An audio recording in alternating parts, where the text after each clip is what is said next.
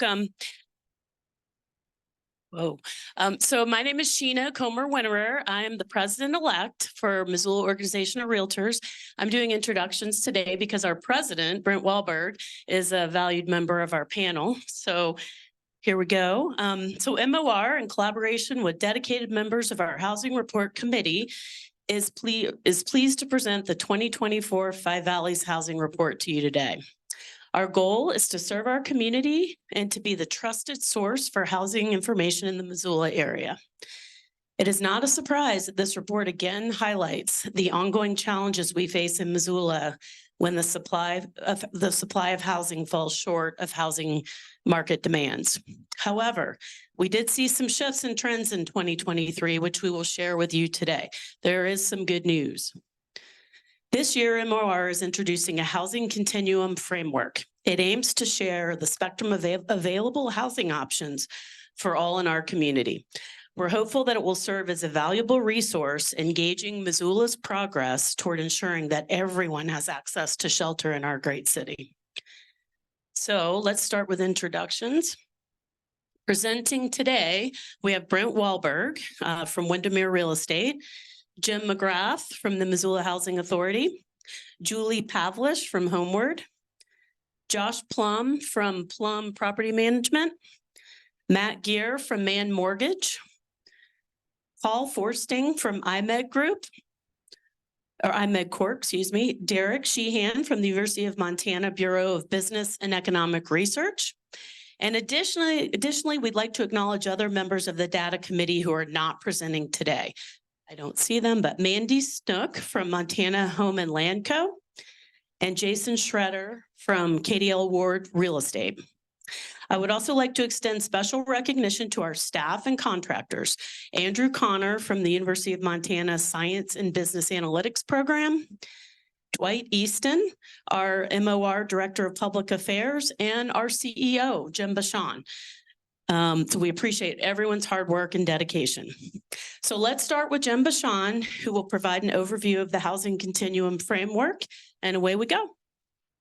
Thanks, Sheena. Good morning, everyone. Notice a few people walking in. Know that there's quite a few seats over here. So please have a seat, get comfortable. Thanks for being here today.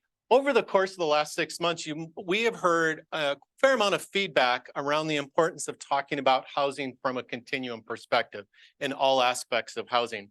And most recently in December, when we had a meeting with our local elected officials and legislators, it was reemphasized on how do we have conversation about it. Up on the screen today is what we believe is the healthy model of a way to talk about a continuum from all spectrums of the housing. From on the far left of those folks in our community, they're unsheltered, to the far right. And we spend a lot of time talking about the far right today around the market rate, conditional pathways to home ownership, and just home ownership. And you'll hear a lot of data in that realm. As we began to develop this model, we also looked at some data points around it. And on the next slide, this is a summary of data from our practitioners in the various fields of the supportive housing. It's also a resource from the State of Montana Commerce Department. And this is a rough draft. I think there will continue to be more data that evolves, but you can see there is a fair amount of capacity across all verticals in this continuum. And Dwight. What I'd like to do now is turn it over to Jim McGrath, who's going to talk a little bit about this in the supportive area around supportive housing, non-market rental, and the subsidized market rental. Jim? I'm Jim McGrath with Missoula Housing Authority. We are the city's public housing authority. We're your housing entity. And one part of our mission is to share information and data and research.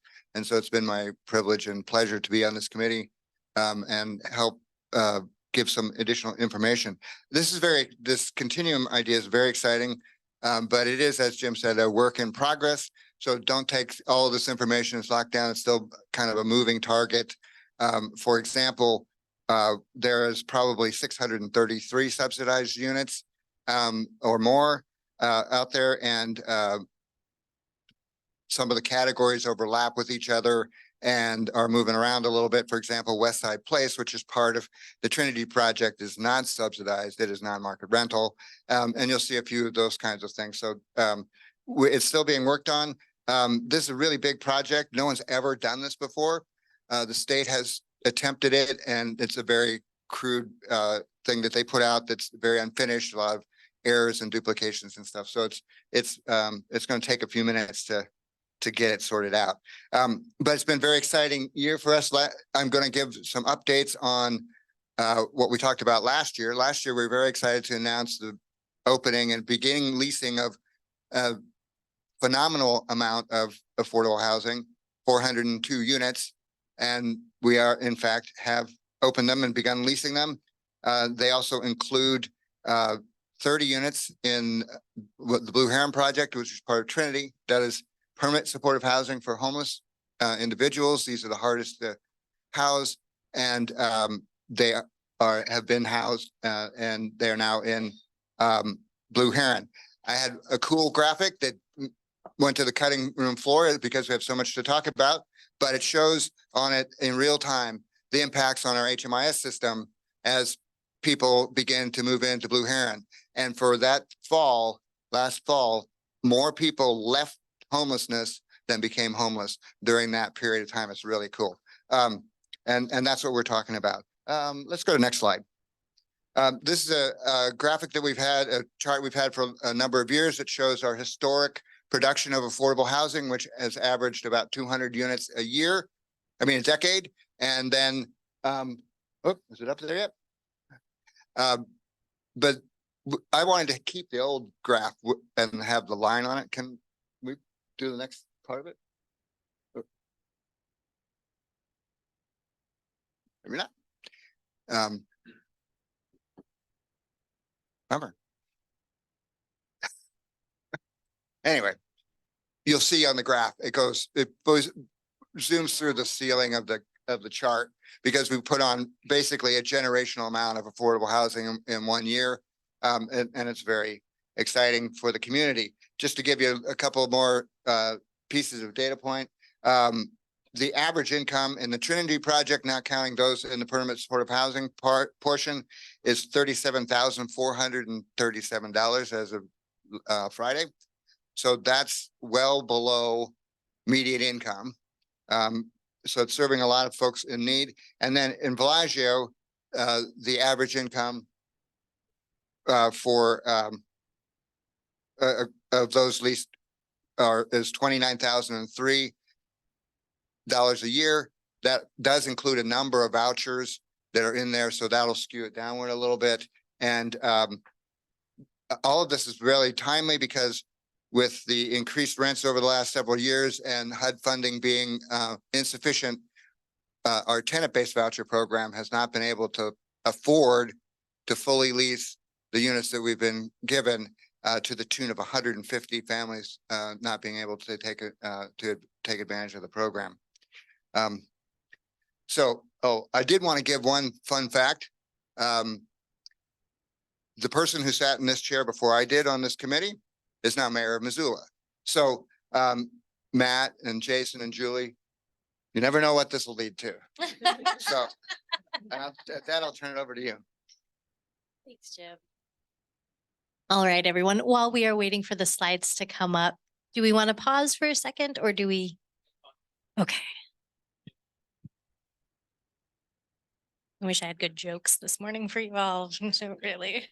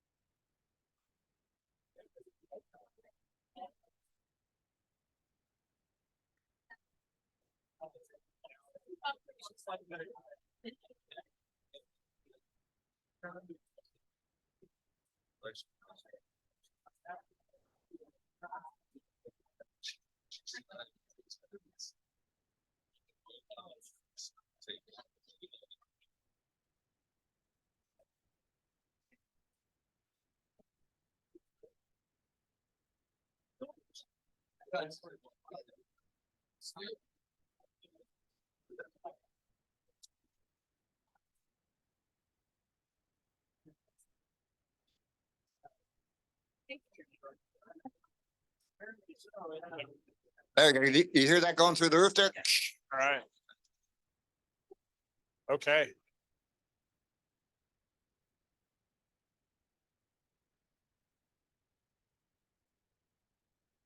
All right, everyone, it looks like we are back live here. Thank you.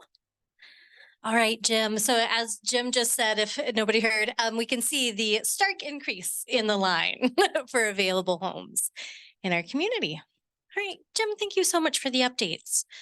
I get to talk about this great red outline spot here, the conditional pathways to ownership. As housing costs have increased and the number of affordable and attainable homes declines, more community members are looking to reach home ownership through non-traditional means. So we've added some new slides this year with some new data tracking points to include the full spectrum of homes in our community, including these non-traditional home ownership opportunities. So as we'll see on the next slide here, in just a moment, that in our community, there are 3 primary models currently being used, which we are going to be tracking in the coming years. The first one, as they pull it up, I'll just talk about them a little bit and we'll get to see them up there, is the community land trust model, in which the home buyer partners with a community land trust on the purchase of their home. In exchange for an affordable purchase price, they limit their equity in the home at time of sale. This passes on the affordable purchase price to the next buyer. The next model that we've seen used, and for the first time in 2023 for our community, is the co-op shared homeownership model, where residents own a share of the cooperative that owns the actual building. Currently in Missoula, the owners have also partnered with community land trusts in a limited equity model for those co-op homes as well. And then the third that we want to highlight and be sure that we are tracking is the resident-owned communities, where manufactured home parks are owned and operated jointly by the residents themselves. So while these models are not new for our community, for example, our first community land trust was established in 2002, they continue to be a growing share of the market and an important piece for maintaining affordability across our community. So in the coming years, we'll be sure that we are tracking these as we move forward. Okay. These lapel mics, I just don't know. Okay, well, thank you everybody for bearing with us with our little technology gaffe here. I don't suppose DJ Smith's in the room, is he? I hear a lot of chuckles because we're a lot of our peers here. So like 3 weeks ago, DJ Smith said, hey, you can take the Microsoft BI engine and just insert it right into a PowerPoint. It works perfect. Don't worry, you guys have never done it, but it's going to be great. And it's great. So if you see DJ, thank him for that technological hiccup. Okay. Good morning, everybody. It's great to see you all again. Of course, you know what you're going to hear from me, numbers as it is related to sales of housing. So where are we at year end in Missoula? Median sales price for a residential property is up another 5.8%, $550,000 at year's end. The number of homes sold, though, decreased. Charts will get up there in a bit. Volume was down almost 13%. So last year, there were 952 residential sales in our multiple listing service for the region that we pull. That is on pace with numbers that we saw in 2011 and 2012, which was Missoula's floor of the bubble. So volume way down. Median, new record high. So this is our third year in a row where we have seen volume continue to decrease as it relates to residential housing.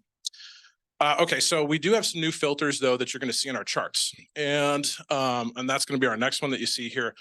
What we noticed, if there's those of you who have been paying attention to these slides that we had on the Missoula Real Estate webpage, you probably noticed that third quarter, fourth quarter numbers didn't pop up this fall. What was going on? Well, we'd noticed something as we had gone through a database merger with a new software platform. Leased lot manufactured homes merged into residential properties. When we had always reported sales data to all of you, it did not include manufactured homes that are on leased lots, usually in parks or something like that, where you do not own the land underneath you. So what we have been able to do though now through assistance with our multiple listing service is we're able to track this trend now as well too for leased lot manufactured homes. Now, when I told you the median sales price of $550, that does not include those homes. What we do see here though is that the median sales price for those leased lot homes, I think it was $105,000 last year. You can see here as well, usually we've got our break apart and you can click and select things to filter things out. Median sales price on condos last year, $340,000, townhomes, $502,500, and then single family residential, $579,900. So a couple other quick interesting things that we noticed in residential sales. Original list of final sales price is 98.8%. That is the first time under 100% since 2020. Cash sales, 32.5% of all sales, residential sales on MLS was cash, a third. That is the highest amount we've ever seen.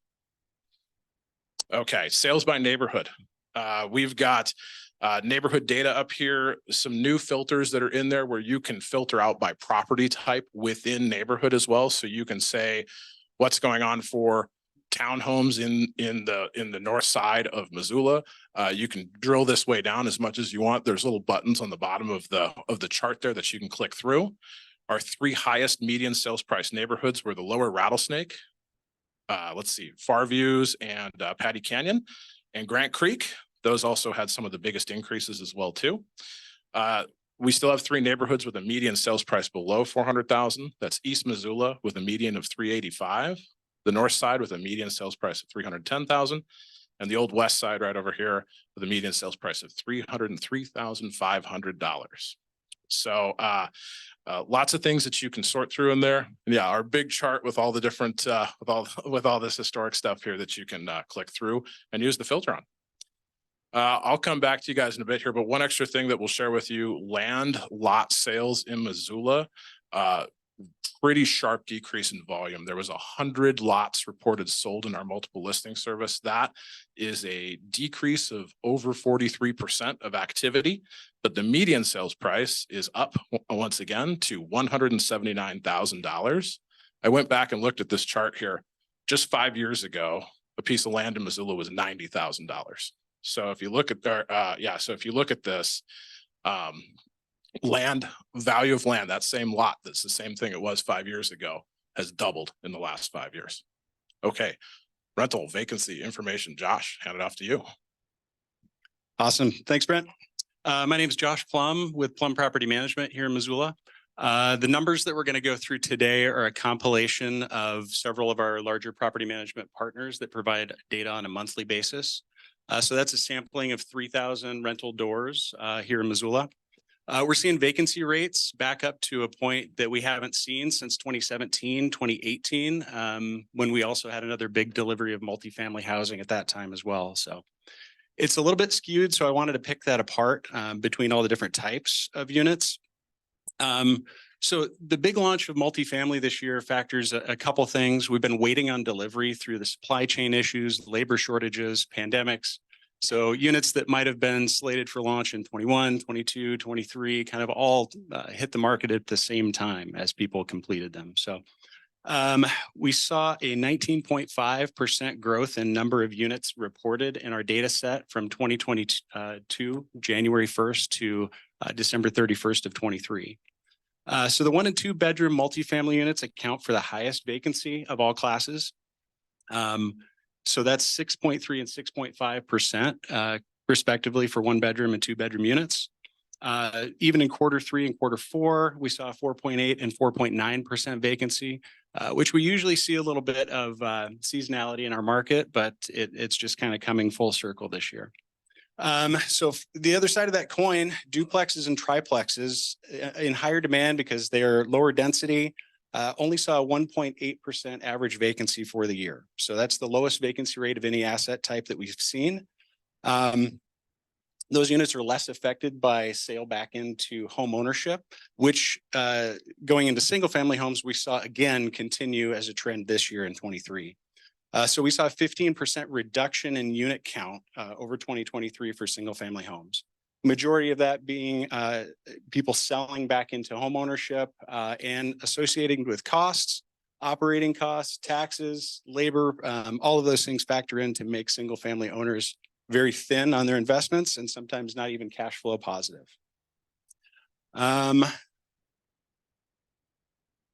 So even in single family homes, we saw a 3.8% vacancy rate this year. That was Q3. That was the highest vacancy rate that it was all year. So sub 3.8%, most of the time sub 2% for single family homes. Keep in mind, mentioning seasonality, that does affect single family more than multifamily. So, you know, traditional winter market in Missoula, October through February and March, we see a little higher vacancy for single family. So rental rate increases, we saw an average increase of 12.4% year over year. Breaks down to 9.4% increase in rental rates for a 2-bedroom home and 12.3% for a 2-bedroom apartment. We'll start seeing rental incentives, concessions, and move-in specials on multifamily housing. I would not expect that to flex into the single-family space just due to the lack of inventory there. Nobody's constructing inventory to make up that gap in the market for single-family. So, lastly, a couple brief numbers on vacation rentals. So, according to AirDNA, we're pulling our data from. There's 942 active short-term listings in the greater Missoula area. So that includes the 59801, 802, 803, 804, and 808 zip codes, which is up 4% from 2022 in unit count. Other way to look at that, we've got occupancy down 14%, and that's been a downward slide since 2021. So lower demand, higher costs, higher operation costs are kind of, softening that AirDNA market a little bit. So in conclusion, our data committee is always working on new partners, new ways to collect the data. So in 2024, we're working on adding, probably another 2,000 to 3,000 doors to further support our numbers for the market. So I'll pass it on to Matt Gare. Thanks, Josh. All right, I'm here to talk to you today about the Housing Affordability Index, which they're pulling up now. The Housing Affordability Index is a measure of median wage within our community as opposed to the median housing cost of the community. As an index, a number of 100 would say that incomes and housing costs are perfectly aligned. A number below 100 says that we have an affordability issue. A number above 100 says that wages are outpacing the cost of housing. And if we take a look at the data, well, they're getting the slide pulled up. So we look at two scenarios here, 5% down on a purchase and 20% down on a purchase. And those numbers tell a story of improvement, but a need for continuing improvement. It's better than it was last year, but housing continues to be unaffordable within the Missoula market. If you have a 5% down payment, that housing index number currently sits at 61, well below 100. That's an improvement from 51 in the previous year. If you have a 20% down payment, that number sits at 74, up from 62 in 2022. Median home price, as Brent discussed, did increase. However, the pace of increase in housing cost has slowed. It went from 520 up to about 550. That growth is much less than it has been in previous years. On the other hand, most of our improvement has been driven by an increase in median wage within our community. In 2022, we saw Missoula median family income sitting at $80,200. And at the end of 2023, that number had increased quite substantially to just over $100,000. Interest rates at the end of the year are almost identical to where they sat at the end of 2022. However, they continue to be defined by volatility, and the peak interest rate during 2023 was higher than the highest number we saw in 2022.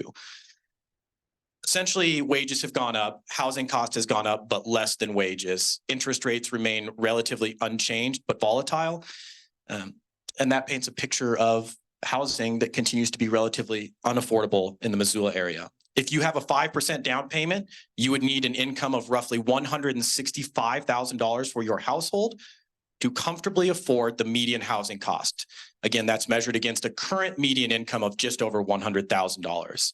If you have a 20% down payment, you would need a family income of just over $136,000 to afford the median home in Missoula.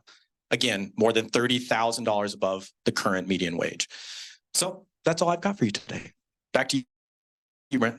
All right. Thank you, Matt.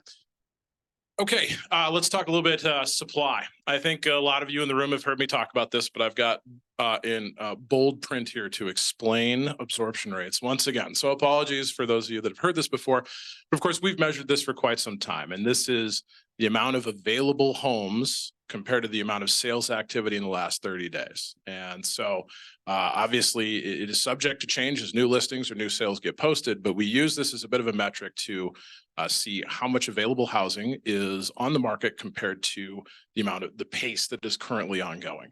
What the chart you see here, this is our historical chart. You can see all the way back to 2010 when we had a big spike of the housing bubble, a lot on the market, not a lot of people looking to buy. And then we see the gradual change with the ongoing crunch of supply throughout the market. So when you look at this, think back to what you were up to in the first quarter of 2019. That was the last time until this point that we had normal supply. Right now, our supply is sitting at 4 months worth. Q1 2019 was the previous time we were in this normal range that you see there.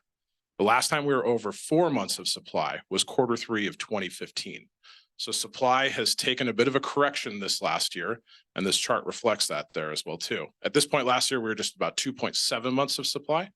And so what this generally means, that this speaks to why you see our median sales price has slowed. I mean, there's a lot of factors here, right? We've got interest rates, market volatility, ongoing challenges with affordability, but increasing supply has also led to this situation where median sales price gains, especially these sharp ones we saw over 20, 21, and 22, have cooled off quite a bit as well.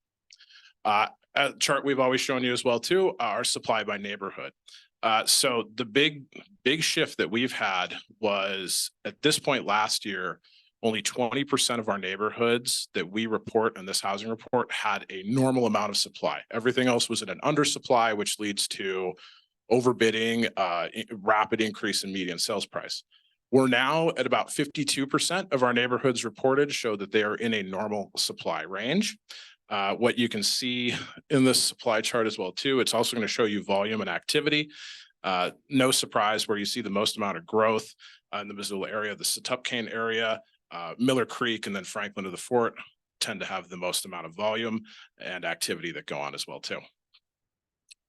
This other chart on our supply gap that we have here, what you'll notice is that in the past previous years, we've talked, what this chart was tried to do was say, what would it take across price points to put the whole market into a normal rate of supply, and then assess how much our gap has been. And it's always been, we're in a big need for housing. And what you can still see here is especially 450 and under, there is still a large gap of available supply here.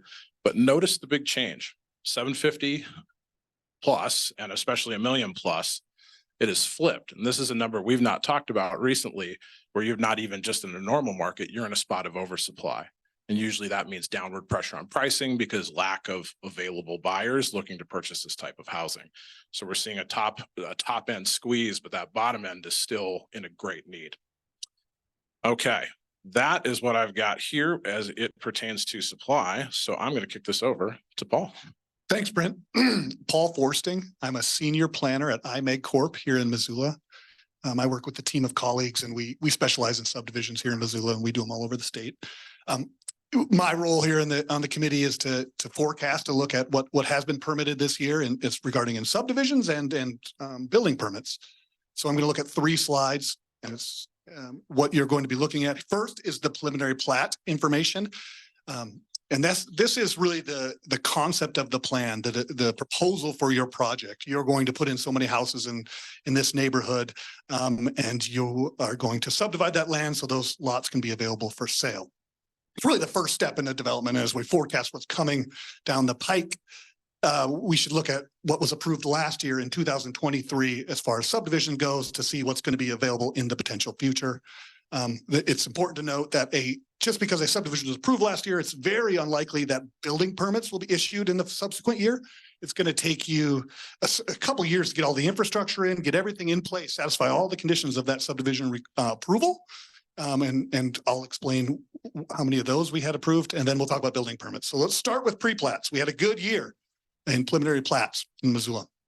We had over around 700 lots approved total in the city county. Most of those came in the city, 3 large projects in the Mullen Build Grant area. That's really where we saw these projects act. It's interesting. You see this here, and you're going to see some lower numbers. Well, why did we have a spike here? Well, these projects take years to come to fruition. Somebody who's invested in this has bought the property a couple of years ago. And so they didn't have any idea of what was going to happen to mortgage rates or whatever. They just had an Eddie crystal ball. They just bought the property, invested it, and went through they're going through a several year process to create lots. Okay. And so we had a good year there, and the city county stayed stable with their number. And so that's pretty good. Now let's look at the final plat numbers. What we're going to see is a drop in our final plat numbers. And this is actually lots created. And so we had hundreds of lots approved the previous year. How many of those, are actually ready for a building permit? Well, I believe the number was 140. That's down 113 from 2012. So we had less interest in actually completing the infrastructure and getting the site ready for the building permit. We were down by 113 last year total. Let's look at the building permits. And this is where we're going to see our sharpest decline. We continue to trend of decline from what appears to be our peak in 2021 of around 1,300 plus units. And we're way down closer to 600 this year.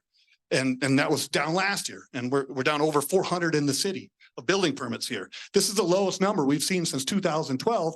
And if I look back, I wonder how far. I don't have data, just easy to access, but that's really alarming. That's a number. We're coming out of the recession here. Nobody was interested in building. We actually had a better year in 2011 than this year. So it's very interesting. And something we should all be looking at is how many building permits are we actually going to make? Because I think most of you coming to this room are saying, there's a lot of building activity, a lot of buildings going on. We're going to have more units in our community. Well, this is it. It's spiking down. So whatever positive we've seen in the other numbers, we might see an opposite in actual supply. And let's pass that over to Derek Sheehan. Hey, my name is Derek Sheehan. I'm an economist, and I'm asked to look backwards this time as opposed to being a forecaster. So I always love that when I don't have to predict things going forward. So yeah, my data is a little bit older. We're looking at 2022. It looks like population continues to grow. Most of that growth is continuing to happen within the city of Missoula. If we look at where the growth is coming from, since about 2012, it's mostly been net in-migration. A lot of that is aged in that 25 to 35 range, and another group of people in that 50 to 60 range. You can see our natural change has been declining for a number of years. That's really driven by lower fertility rates, as well as just a general second mode of older populations in the city and county of Missoula. So Gen X gets a pass. For the most part, this group is pretty doesn't move quite as much. And as we go forward, that will be the case. And I pass it over to Brent. Okay.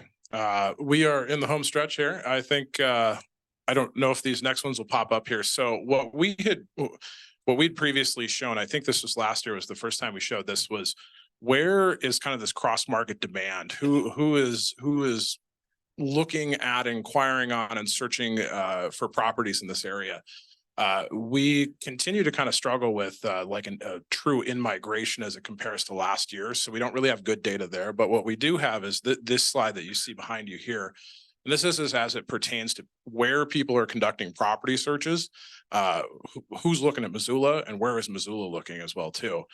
So what we notice here is that about 2/3 of real estate inquiries and property searches are occurring from outside of the state.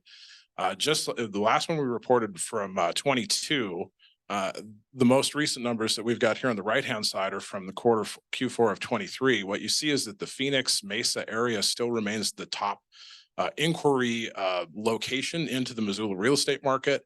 And then the Seattle, Denver, and Los Angeles County areas are the next three. They kind of jumble in terms of priority, but they're all the same. The change that we did see, though, was in this time, both Billings and Helena areas were searching for real estate in Missoula, when in previous years, what we saw last year in 22, it was all out-of-state inquiries that were the top areas inquiring for real estate in Missoula. The next slide we've got is then where are Missoulians searching for homes when they're not looking in this direct area. But what we see as well is that Ravalli County still remains the top dog. But what is interesting, though, is its amount of volume and searching where people in Missoula have been searching for properties. It has decreased quite a bit. And so you see a greater spread in other areas. And the one other just kind of little interesting tidbit was that in 22, the top 10 searched areas were all in state. But if you look at 23, down there, kind of in the middle, what is that? 6th is Spokane County, Washington. So top searched area for Missoula residents searching for real estate. Now we've got an out-of-state market that's also popped up, and that is new to that chart. We also have, do we have the widget that we can pull up here? So this is a new interactive tool that we have on the housing report here. We get this question quite a bit. So tell me about Missoula's market as compared to some of the other markets. We are in a regional multiple listing service, which accounts for like about 2/3 of the data across the state. And what we can do, we have this widget that's built in that I don't think is loading right now, where you can compare Missoula's market as it pertains to median sales price and volume, and you can click it, and it's like every city in our multiple listing service of representation. So, sometimes, but you can compare median sales price and activity and rates on this widget in there, and you can have, I think, up to 5 at a time. And so this, it's in there on the site. So if you ever wanted to pull something up and say, okay, stack these medians by either city or by county and compare volume and activity, this new widget that we have on there is right there, and you can hop in there and do that. So there it is. Is that it? Yeah. So you can compare. Yeah, a little static one there too. But so fully interactive, we'll be updating this one on a quarterly basis as well too. So now you can make better rapid comparisons as it pertains to median sales price for cities and counties and activity all across kind of our general geographic region of our multiple listing service, which is basically if you kind of go Butte, Helena, Great Falls, and everything west, it's all included in there. So that's this widget there. And we're excited to continue to put a little bit more effort into that bad boy. Okay. Sheena, call you back up here. Summary. So not as much good news in the market rate. We had the 5.8% increase on median, and we're having some trouble with creating supply. But there was a lot of good news that I do want to highlight, because that's what we do in the supportive sector. So just again, the excuse me, HMIS, homeless management system, we have 114 fewer people in that system. Our community has served 101 people in the TSOS, temporary safe outdoor space. And then 65 of those folks moved into another form of supportive housing. I think Jim talked about 400 new units in the Villaggio and other forms of housing for folks. And then in Villaggio, that's 35% below market rate for rentals. Blue Heron, we talked about this fully occupied, and those people are now housed. And then I think there's good news in the rental market in that, we're getting the 6 to 8% range of healthy vacancy rates, where we've gone from 1.2 to 4.4% there. And then in the conditional pathways, Julie talked about 57 new units that are land trust co-ops that were added in 2023. Again, the private market interest rates are still volatile, supply, but we're hoping to see progress there. So with that, I would love to turn it over for questions. If you have any questions, I'll give a mic to Jason. Thank you. We got a couple mics around the room, I think, or, yeah. Two mics on either side. You just raise your hand. And if you're online, we'll grab your questions. All right, Andy, we got a question up front. Okay, I'm gonna repeat it. But let's use the mic if we want to. Paul, I got a question on the building permits. Was the number that you proposed, is that submitted permits or was that approved permits? And is there a major difference between those? What we show is the building. This is, you need a permit to start your construction. What we don't have is the COAs, the conditional of a certificate of occupancy permits. Those are the actual permits you need before somebody moves in. So even of the building permit numbers we have, we can't assume that everybody's going to get their permit ready, their building ready for occupancy. So did that answer your question, Corey? Just wondering if that's including like the approved permit, or was that like the permit being submitted for? This is the approval. Okay. These are issued permits, but it's worth saying that's not complete. You actually need to get a COA, certificate of occupancy. Thanks, Mandy. Thank you. Oh, you hold it. Okay. Thank you, Paul and Matt. Actually, I have a question for you guys in particular. My name is Warren. I'm with Engel and Volkers. So as it relates to building permits, you said that we've seen a dramatic drop off from previous years. I guess I have a multifaceted question here. What is the cost? Have costs of permits gone up? What is the cost of development for a developer to take the risk? As it relates to median household income, are there prospective buyers given the cost of development? And so, I mean, it's multifaceted, and you guys have kind of synthesized a lot of data from disparate sort of industries and different spaces. But at the end of the day, a builder is going to take the risk if it pencils. And if the timeline doesn't work, or the cost of development and the end product price is too expensive, they're not going to take the risk. So I guess my question in summary is, how long does it take to get a permit approved? Are there ways to expedite that? And are there potential buyers, given the economic data that we know, that could serve that, I guess, that inventory, the proposed inventory? A lot in there, Warren. I expect him to repeat all that word for word. Let's start with the first one, Paul, with cost permitting. Yeah, cost of permitting, I think, is relatively insignificant. I don't think anybody's going to complain about how much their cost of their permit is. Yes, it's going up. It's always going up. The city in particular has baked in inflation. Every year it goes up based on what, so anyway, but that, I don't think that's the problem. The city and county are always working on ways to increase the time of the building permit. I don't even think it's that. It's few months. So I don't think that's truly it. I work with builders quite a bit, and they are always complaining about how that back and forth goes with the city, but that's not really the problem. How much it costs in general per project, that's a really hard thing to, that I don't know that. That's just an average. I've heard things across the country, but it's important to know that regulation does add to cost, but it's impossible to quantify that here. Builders build something based on what you're seeing on the market data for affordability. Is it possible? Yeah, so I question out there for these properties, if they are to come to market. What I can tell you is that most of the data I have access to personally is national level data as opposed to Missoula market. I would suspect that our market aligns pretty closely with that national level data. I would look first to purchase applications. That's the number of people that are applying for a mortgage. And when you look at that number, it's sitting at lows relative to actually the mid-90s.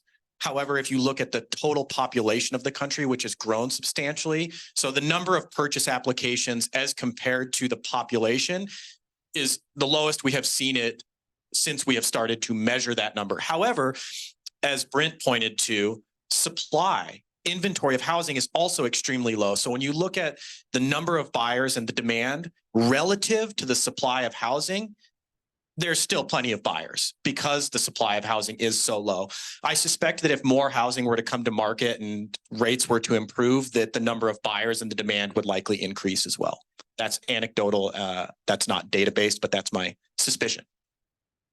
Thank you. Have a Zoom question here. In the past 40 years, Montana's have had help with affordability from Montana State Board of Housing. Where are they now? Are there any plans for programs in the near future? Throw that to Eric or Jim or Julie. You want to use the mic, Julie? Turn it on. Is it? All right. I'll give this a shot, and Jim and I can maybe work together on this one. Montana Board of Housing still does have quite a few products to help, especially those first-time home buyers or home buyers in more limited income ranges be able to access home ownership. Through their varying lending products that are out there, they still have down payment assistance and those things to help people bridge that gap. But the gap is growing larger and harder to fill. That 5 to 20% for affordability, almost $30,000 in income difference for a year. That's in some markets, that's a teacher, an entire salary for a household. And so while we do still have quite a few Montana housing products that are helping, the affordability is still challenging. This year, we are also seeing some of the final from the leftover monies being put towards current homeowners to help them stay where they are at through the Housing Assistance Fund, especially as the Rental Assistance Fund completed its drawdown. So for current homeowners, they may be able to stay in their homes with assistance for longer than they otherwise would have, maintaining affordability in their current home. So we may also be seeing folks stay put for longer than they otherwise would have. Thanks, Julie. Well done. Any other questions in the room? Yes. Yes, thanks, Mandy. Mike, coming over to you.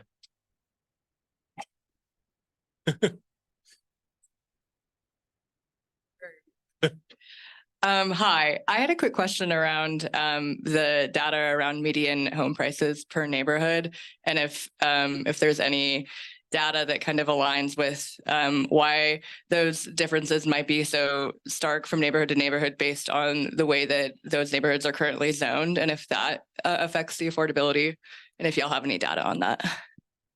Brent, you want to take that relationship between zoning and affordability by neighborhood? Well, I think I don't know if we've directly looked at that relationship between the two, but it is something I think if you look at it on the surface, right, we notice areas where there is zoning or allowances for higher density. It does lead to potential more affordability and availability. Also, Franklin of the Ford is one of our top 3 volume neighborhoods, and that is an area where you have higher density. So you can also see that the demand for ownership in some of these areas with greater allowances for density are there. The other things that we then, of course, on the volume side of things for some of our other neighborhoods where Miller Creek and Stupcane, that is Miller Creek especially, but then Stupcane is mixed use, but largely more single family, individual lot, a little bit more standard residential type zone. So we've not really explored the direct relationship between the two. I think you can lift the data and observe what's going on in some of these things, but that might be something beneficial to continue to explore and see. But yeah, that's a great question. Thank you. Boy, Mandy, your side today. Hang on one second. Hello, this is for Matt. What percentage on average are you seeing buyers' income go towards their mortgage? Oh man, that's a really hard one to answer. I haven't aggregated actual data for that. So again, I'll have to answer anecdotally based on what I'm just kind of seeing personally. Certainly that number is higher than it would have been, especially prior to COVID or during the early years of COVID. As a mortgage lender, it's highly dependent on both your down payment and credit score, but there are scenarios in which we can approve mortgages up to 45% roughly of someone's gross income allocated exclusively towards housing. That's not a number that I would consider to be healthy by any means. According to the federal government, about 30, maybe 33%. Roughly 1/3 of your income allocated allocated towards housing is considered to be affordable is the word they would use. Attainable is a word that's being thrown around a lot more recently. I see a lot of mid to high 30s. If you had to twist my arm into an answer, I'd say a majority of my clients lie between 35 and 39%, but I'm shooting from the hip a little bit on that. Matt, we have the. Nice. Yeah.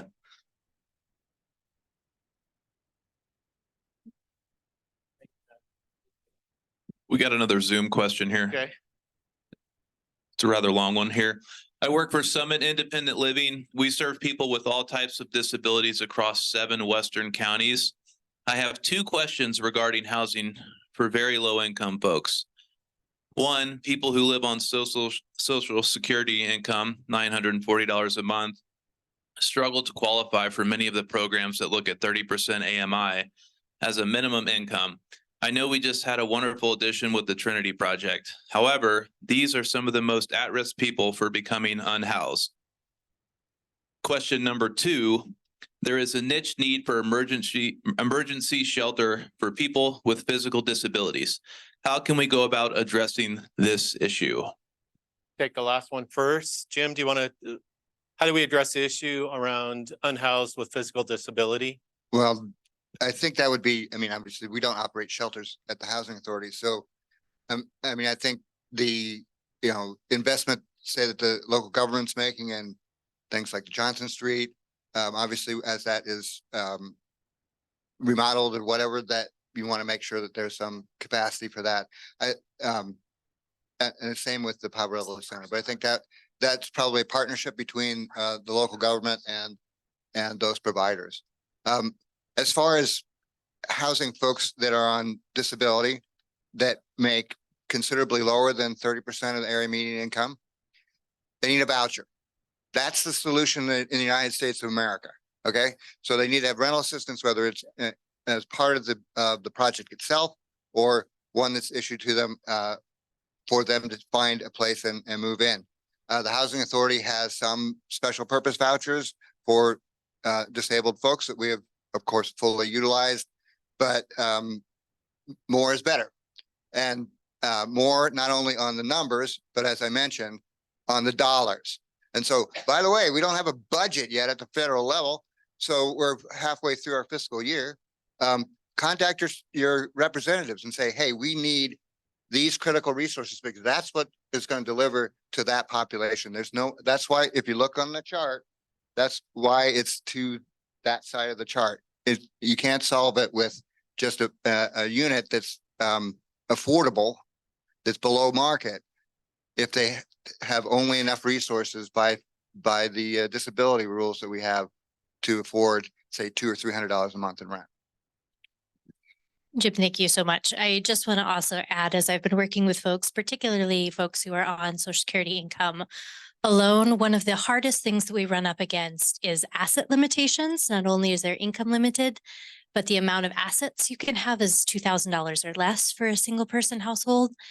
And so when we are looking at things like double deposits and even just saving up for baseline emergencies, that's less than 3 months of replacement income at that $937 a month. And so that rule that they must abide by as part of their income that they receive makes it very difficult when trying to utilize different resources or move between them. I'll just note that as far as I know, that asset limit is the same one they've had for 25, 30 years. So they haven't indexed it at all. Thanks, you guys, very much. Let's go in the room and then we'll do back to one online. And then what do I do? Just talk? Pace. Okay, question for the VA product it used to have, Julie. Do they still have the legislative money that's lower in interest rate? The legislature passed that. And I tell people, and then I go, I should really ask the right people. So go ahead. Yes, there's still the Montana Board of Housing does have their VA set asides for loan products. And Matt is actually really good. The Montana Board of Housing does still offer a home loan product specific to veterans with an extremely subsidized interest rate. And while there is funding, it's extremely limited. So there's a portal that I, as a lender, can log into to see how much money is there to cover loans. I can tell you that in the 20 or so times I've looked in the past 2 years, there has been one instance in which they had sufficient funding for my client to actually utilize that product because it's replenished slowly as loan payments come in or as mortgages are paid off. So it's a wonderful, wonderful product. There is funding, but it is limited, is what I have seen. Okay, and the other thing is addressing the part, I have a couple of disabled kids. The one part I was going to say is in the asset range area is there's an ABLE account, the legislature. So if they saved up, like I save, sometimes it's just for funeral expenses for people on Social Security disability. But if you save up, you can't put it toward a down payment. So I think probably working that little tool would be helpful for people in that area. Another question here. Brent, we've talked about this before, but I'm curious about moves within the market because you're talking about that, above 750 slowdown, but also we read a lot nationally about folks being afraid to move up or down because of the way interest rates and those things. How do the numbers sort of speak to that trend? I know you've watched before. Yeah, I mean, moves within the market. It's something I think as a practitioner, we all talk about anecdotally, but definitely Missoula is following the trends that we're seeing nationally as well, too, where a vast majority of homeowners with a mortgage have a rate, more than less than half of what rates currently are. So something that does speak to the slowdown in the market is a lot of people who are at points in their lives where they maybe can move because of, household increase or decrease or job change or something, are opting not to because the current payment is just way too favorable. And that's something like the National Association of Realtors talks about this quite a bit as well, too. The front end of what's going to lead to increased supply in the market, Dennis, in a lot of situations is new construction. And so it's kind of an interesting thing, as Paul talks about here, where our building permits are sharply going down. Lot creation's kind of in a murky spot, and lot sales, the value of these has doubled. It's a big challenge that Missoula faces because if more people are going to opt to stay home, stay where they are, rather than make that 5 to 7 year cycle of a house move, we need to find new ways to meet the demand in our population, and a lot of that is going to be new construction. We see that as a national. The two big things that can add to churn in the market is rental properties coming up for sale and new construction. Of course, in Missoula, we've seen this in the report before, about 52% of Missoula rents where 48% owns. So this is a challenge. Like, we can't just churn up a whole bunch of rental properties because we have more than half of our population is reliant upon rentals for housing. So we're in a tight spot with that right now.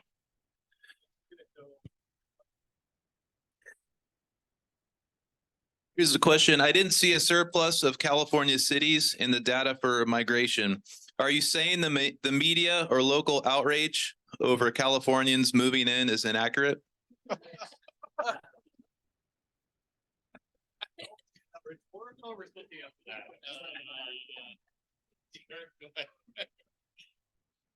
Be kind to Californians. I think if you look at any state in the country, California will be the #1 in migration state. It is the largest state, and that does drive some of that frustration, I'm sure. Is there another question over here?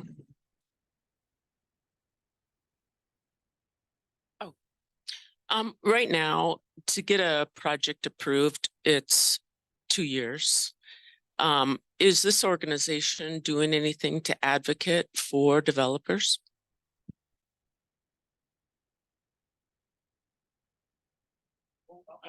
Yeah, well, I think specific to MOR, let's have Frank take it. Thank you for asking. So specific to especially this report, a lot of what we try to do with the housing report, we want to talk about the numbers, the data, and then empower individuals within our community to try to use this to help them in whatever facet they need. We do have a group within our association, our government affairs committee that tends to assess and work with these things. In terms of having like a direct advocacy group panel for developers, we do not. We will try to engage in conversations to add to housing and conversations and things like that. But in a lot of situations, we recognize that people come to us for assistance on different levels and things like that. So if we find there's partnerships where we can assist with adding housing, we'll try to be a part of that conversation, but we don't have that directly for the advocacy side. So. I think the biggest thing we can do as an organization is also just put a flashlight on the data. Yeah. So the data says, yeah, where we, city is 100 months and county non-city is 77. So just saying, hey, here's the data. I think that drives conversations in the community. It's of course never going to be great. We got to work towards that. Yeah. Thank you. All right, we have time for one last question before we wrap. We're gonna go. How about right here? Yeah, right. Not cutting you off, Warren, but we heard from somebody we haven't heard from. Thank you. Last question. I think this question is for Josh. Josh, during your report, you gave numbers for the short-term rentals, and the number you gave, I think, was in the 900s. And recently, I know our government, local city government, did approach this subject in a couple different areas. And I think their number was in the mid sixes, and half of those were unlicensed. What is this board and city government doing to look at short-term rentals moving forward, either limiting them or banning them like cities like Dallas and Palm Springs are doing?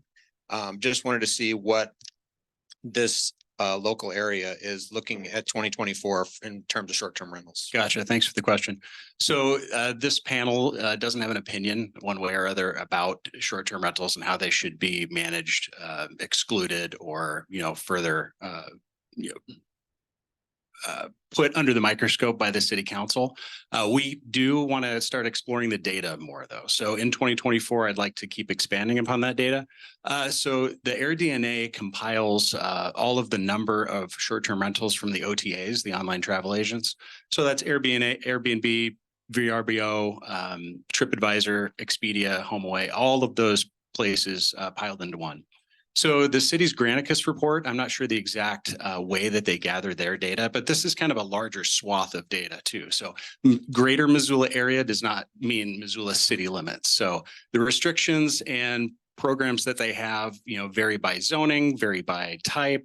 I know that they've changed their setup fees and annual operational fees annually. So hard to speculate on that, but I think it all just comes down to supply and demand. We've seen a lowering of demand, and we know that 1.2% of our housing stock is made up of short-term rentals, so not a huge function of housing on a greater scale in Missoula.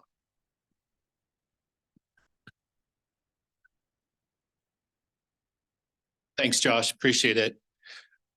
Well, on behalf of Missoula Organization of Realtors, we thank everyone for showing up today. I think there was close to 100 people online and everyone in the room. Thank you very much for being here. Sorry about the technical glitches. We'll figure that out next year. We'll get bigger bandwidth. I don't know. Thank you very much for being here. Panel, thank you very much for your time. Appreciate it.